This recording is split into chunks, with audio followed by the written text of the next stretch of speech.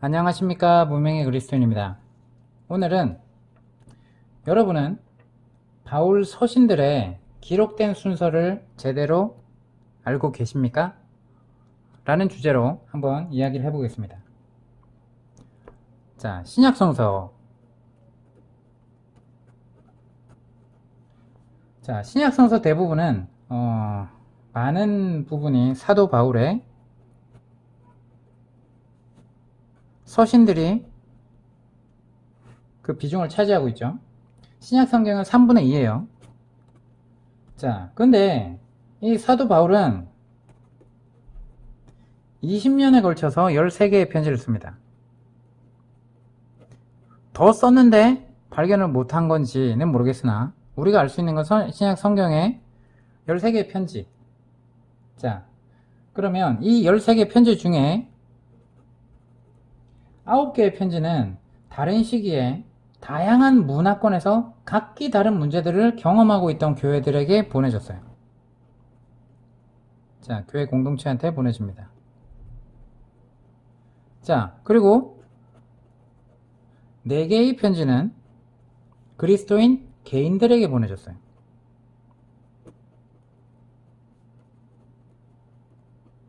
자, 이렇게 보내진 걸 알 수 있어요. 근데 이 편지를 받은 사람 역시 각기 다른 시기에 다른 이슈들을 다루고 있었습니다. 자, 우리는 이 부분에 대해서 분명히 알아야 돼요. 각각 다른 시기에 다른 문화권에서 다른 문제들을 경험하고 있던 교회들에게, 개인들에게 썼음을 알아야 된다는 것입니다. 자, 2세기 초에 누군가가 이 사도 바울의 편지들을 한 권으로 편집하기 시작했어요. 그래서 학술적 용어로는 캐논, 정경이라고 불러요. 학자들은 이렇게 편집된 책을 뭐라고 읽냐면 바울의 정경이다 라고 호칭을 해요. 근데 신약 성서는 어떻게 보면 본질적으로 이러한 것의 편집물이죠. 그리고 그 뒤에 몇 개의 편지를 첨가하고 앞에 사복음서 그리고 사도행전을 놓고 맨 뒤에 요한계시록을 붙였죠. 자, 그 당시에는 아무도 사도 바울의 편지가 언제 기록되었는지를 알지 못했을 거예요. 그러나 그때 알았다고 해도 상관없었을 거예요. 자, 1세기 그리스와 로마 문화에선 문학작품의 순서를 긴 것에서 짧은 것의 길이에 의해서 정했다고 합니다. 자, 그러면 우리가 이 신약 성서가 어떻게 배열되었는가 라고 봅시다. 뭘 발견할 수 있어요? 바울의 가장 긴 편지가 매일 제일 먼저 등장합니다. 뭐예요? 로마서예요. 그리고 고린도전서가 두 번째로 긴 편지이기 때문에 로마서 바로 뒤에 나옵니다. 그리고 고린도 후서가 세 번째로 긴 편지예요. 자, 우리의 신약 성경에 아주 짧은 빌레몬서까지 이렇게 배열되어 있습니다. 자, 그래서 문학작품의 순서를 긴 것에서 짧은 것의 길이에 의해서 정했던 그리스 로마 문화에서 탄생한 순서입니다. 자, 그래서 우리는 이 정경의 비평은 신약 대학원들 사이에서 중요하게 취급이 됩니다. 그래서 우리가 그 사도 바울이 썼던 그런 올바른 연대 순서 그것을 알지 못하면 그죠? 우리가 이랬다가 저랬다가 막 우리가 필요한 부분만 막 찾고 이렇습니다. 자, 그래서 우리가 아는 순서를 한번 봅시다. 자, 한번 여러분이 생각해봐요. 자, 로마서 다음에 고린도 전 후서, 그 다음 또 갈라디아서, 그 다음 또 뭐죠? 에베소서, 그 다음에 빌립보서, 그 다음에 골로새서, 그 다음에 데살로니가 전 후서, 그 다음에 디모데 전 후서, 그 다음 디도서, 자, 디도서 다음에 빌레몬서 이렇게 되죠. 자, 그러면 올바른 연대 순서로 알아볼 때 저명한 학자들의 연구에 의해서 이렇게 기록된 순서를 이렇게 바꿔보아요. 자, 순서를 바꿔봅니다. 연대 순으로.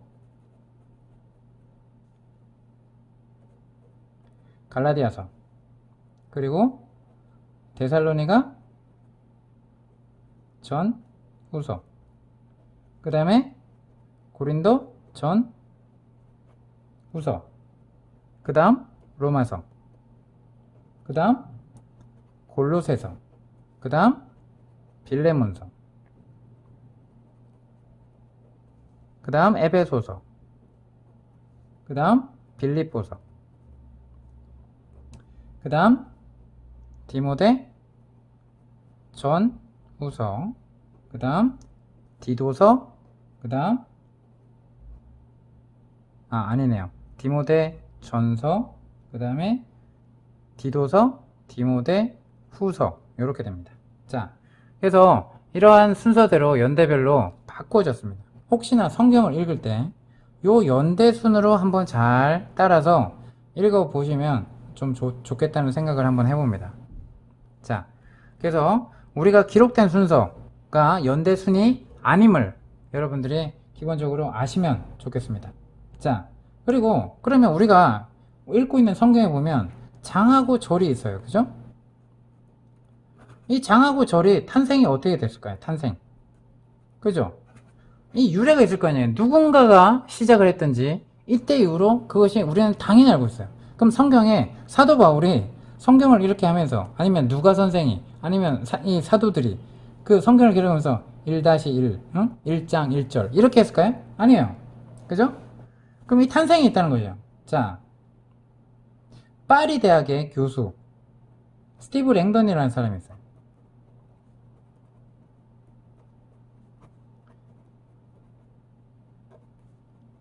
자, 그래서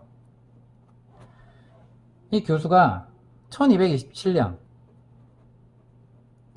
성서의 모든 책을 장 단원으로 나눴어요. 그리고 나서 1551년에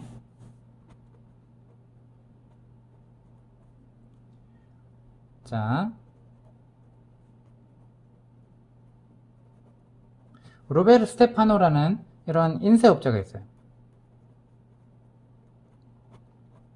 이 인쇄업자가 신약 성서의 모든 책을 절로 나누고 번호를 매겼습니다. 자, 그래서 이렇게 탄생하게 된 거예요. 자, 그래서 스테파노의 아들에 의하면 그의 아버지가 나누어 놓은 절들은 본문의 감각과는 상관없이 만들어졌어. 자, 그래서 스테파노는 일정한 형식을 사용하지 않았답니다. 자, 그래서 우리가 1551년에 이 거룩한 말씀의 페이지들의 절들이 탄생하게 됐다는 것입니다. 자, 그래서 우리가 이러한 부분들을 깊이 알아야 되는데, 우리가 더 중요한 게 뭐냐면 이 장과 절이 생겨남으로 말미암아 신약 성서에 접근해 가는 방식이 잘못됐다는 거예요. 자, 실제 삶의 상황에서 이것들을, 이 문장들을 자르고 상황에서 뽑아내고, 그리고 자신들의 구름 잡는 어떠한 성서적인 교리들을 정립하기 위해서 이 말씀들을 짜집기 하기 시작했다는 거죠. 그런 식으로 신약 성서에 접근하기 시작합니다. 자, 그래서 신학대학원이나 성서대학들이나 할 것 없이 학생들에게는 조금 그런 경우가 있을지 몰라도 연대순으로 배열된 이 신약 성서의 책들을 가지고 초대교회에서 벌어졌던 이 자유스러운 그 상황에 맞는 무슨 상황이 있었는지, 그리고 무슨 문화권에 있었는지, 이러한 이야기에 관한 파노라마를 볼 기회를 거의 주지 않았다고 보시면 돼요. 자, 그래서 대부분 그리스도인들이 신약 성경에 있는 각 편지의 배경이 되는 사회적, 역사적 사건들과 철저히 단절되고, 그 대신에 신약 성서를 어떤 주장이든지 증명하기 위해 갖다 쓰는 그러한 본문으로 바꿔버립니다. 한마디로 성서를 잘게 썰어가지고 산산조각 내는 것이 이런 짓을 하기 쉽게 된 것이 장절이 붙여짐으로써 오히려 그렇게 됐다고 보는 거예요. 자, 그러면 우리는 신약 성서에 어떻게 접근합니까? 한번 봅시다. 자, 제가 한 8가지 정도로 이렇게 이야기를 해볼 텐데, 우리들이 각자 생각해 봅시다.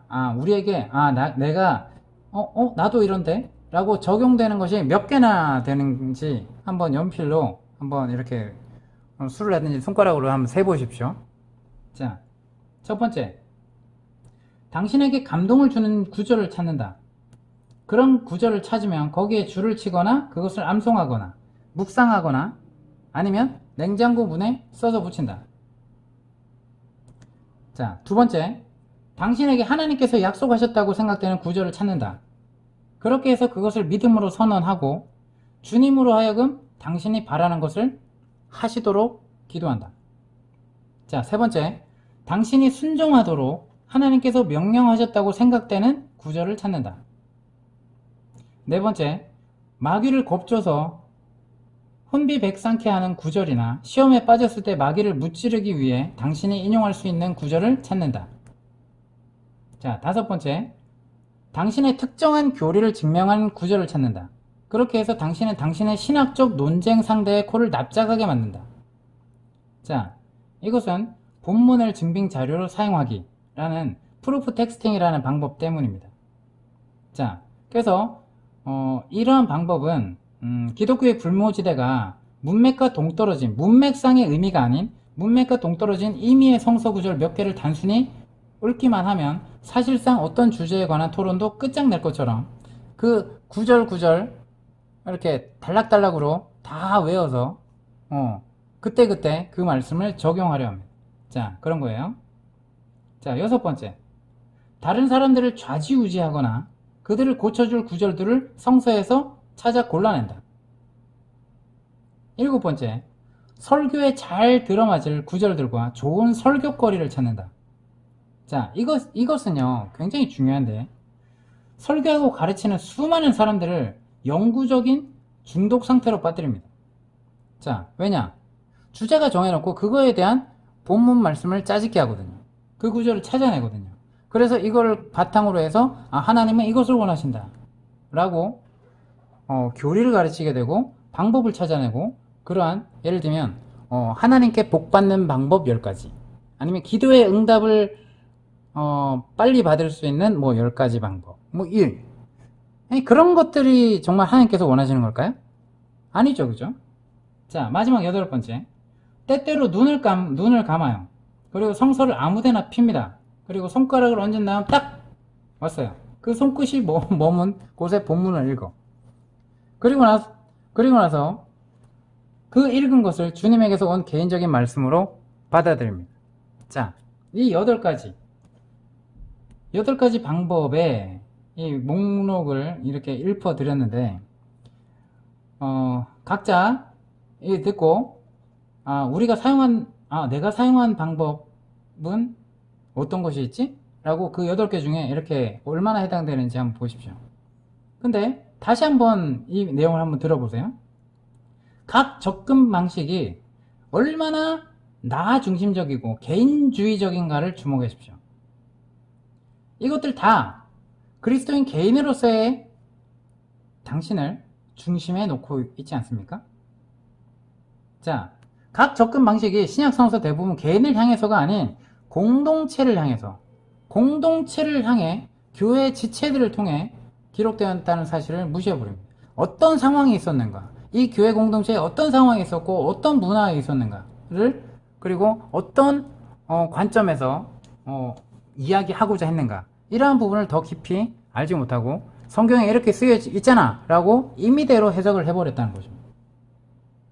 그래서 프루프 텍스팅을 아주 기가 막히게 하고 있는데도 불구하고 우리는 그것을 통해서 오히려 실제 메시지에서 본문의 문맥상에서 이야기하고자 하는 그러한 하나님의 뜻에서 실제적인 메시지에서 우리의 눈을 멀게 한다는 거죠. 자, 우리가 만약에 보세요. 제 영상에서 이제 올린 것처럼 예를 들면 성직자 계급의 어떤 유급 목사, 그리고 주일 예배 의식, 그리고 순서, 그리고 설교 중심의 예배, 그리고 교회라는 이 건물, 교회라 일컬음 받는 건물, 그리고 종교적인 의상이나 성가대나 아니면 예배 인도 팀이나 아니면 신약 대학원 같은 이런 신학 과정, 그리고 늘 청중에 속하게 되는 그러한 수동적인 자세로 길러지는 평신도, 그러한 것에 대해서 아무런 주저함이 없어요. 당연하게 받아들입니다. 신약 성사가 어떻게 기록되어 있는지도, 어떤 내용을 이야기하고 있는지도 분명하게 하지 못하고, 우리가 지금 이 전통을 성서적인 근거를 두고 있다라고 막연하게 착각하고 따르고 있다는 거예요. 그 전통이 어디서 어떻게 잘못됐는지도 모르고, 그죠? 지금 제가 얘기했어요. 누군가가 성서를 순서를 정했어. 우리는 그거대로 그대로 읽어오고 있어요. 그것이 연대적인 것처럼. 아니죠. 그리고 또한 누군가가 성서의 장절을 탄생시켜서 편집이 됐어요. 이 시작이 있단 말이에요. 그렇게 된 시작이 있단 말이에요. 유래가 있단 말입니다. 자, 그래서 제도권 교회라고 하는 건 제도가 생기기 전에 교회 상태가 있었을 거고, 시스템화되어 있던 교회라고 하는 건 시스템화가 되어서 타락되기 전에 상태가 있다는 것입니다. 자, 예를 들어서 우리가 이 성서의 장들과 정들을 배웠지, 역사적인 상황에 대해서는 가르침을 받는 적이 그렇게 많지 않다는 겁니다. 바울, 베드로, 그 야고보, 요한, 유다가 쓴 이 편지들의 배후에 전체적인 이러한 배후에 있는 전체적인 이야기를 깊이 알기보다는, 그죠? 아, 이런 글이 써있네? 이것이 내 마음에 딱 감동이 됐어. 그럼 내 하나의 말씀. 이렇게 그림 맞추기 퍼즐처럼 성서에 접근하도록 우리가 인식해 왔다는 거죠. 자, 그래서 우리가 잘못된 전통, 이 교회 안에 꽉 차 있음에도 불구하고 그것이 전통 속에서 오랫동안 그것이 제대로 이어져 왔기 때문에 이것은 성서적인 거 아닌가? 라고 맹목적으로 동의를 하며 고개를 끄덕이게 하죠. 그게 왜? 이렇게 만들죠. 자, 암묵적 동의를 한다는 거죠. 자, 그래서 우리가 그 클립보드 알죠? 클립보드 기능?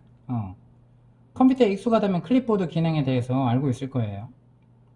컴퓨터로 문서를 편집할 수 있다면 클립보드를 통해서 문서 일부분을 빼내고 붙여 넣을 수 있죠. 그죠? 예. 그래서 클립보드는 한 문서에서 문장을 빼내고 다른 문서에 그것을 붙여 넣을 수 있게 해줍니다. 목사님들이나 신약 대학원생들이나 아니면 그 평신도들, 너나 할 것 없이 클립보드 접근 방식으로 성서 공부를 하도록 우리가 길들여져 왔다는 것입니다. 자, 어머니가 아들한테 편지를 썼어요. 그 편지를 읽어요. 아, 오늘은 여기서 여기까지 읽어야지. 그리고 내일은 여기서 여기까지 읽어야지. 이렇게 하나요? 아니죠. 편지 읽었어. 그 순간에 다 읽을 거예요. 자, 그럼 사도 바울이 그 당시 교회 공동체나 아니면 그 그리스도 개인에게 보냈어요.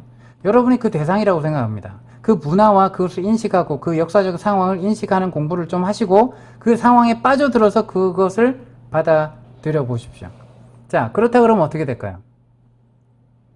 좀 더 선명하게 사도 바울이 무엇을 전하려고 했구나라는 그러한 인식이 더 깊이 와닿지 않겠습니까? 자, 그래서 우리는 클립보드 접근 방식에서 성서 공부를 하도록 길들여져 왔기 때문에 이것이 우리가 인간이 만든 꽉 막힌 전통들을 동의하게 하고 정당화하고 이것을 성서적이다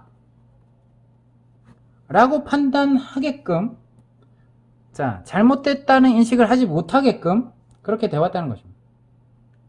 자, 그래서 우리가 신약 성서를 열 때마다 초대교회가 어떤 모습이었을지를 일상적으로 보지 못하는 이유가 그렇다는 거예요.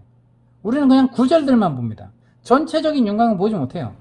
이런 접근 방식이 오늘날 제도권 교회에서, 전통교회에서 여전히 행해지고 있는 것이고 전해지고 있고 여전히 이러한 전통이 팔팔하게 살아있다는 거예요. 자, 예배당 중심이 아니더라도 그러한 인식을 하고 있는 성직자 계급이라 하는 그러한 목회자가 어느 날 신학대학원을 졸업하고 안수를 받고 가정교회에서 시작한들, 그죠? 그 리더가 이러한 인식을 하고 있는 한, 그죠? 이러한 접근 방식은 쉽게 빠져들 수 있습니다. 그리고 그것이 해로운 영향을 끼칠 수 있다는 것을 우리는 분명히 알아야 합니다. 자, 그래서 오늘 주제는 우리가 신약성서 접근 방식이 우리는 어떠한가, 그리고 이 장과 절의 첨가가 언제 이루어졌는지, 자, 그런 것을 통해서 사도 바울의 이러한 역사적인 배경 속에서 각 시대마다 이렇게 편지가 쓰여져 왔다라는 사실을 알고 그러한 배경을 더 이해하고 그러한 것을 공부하고자 노력을 해야 될 거라고 생각을 합니다. 자, 이상으로 마치겠습니다. 감사합니다.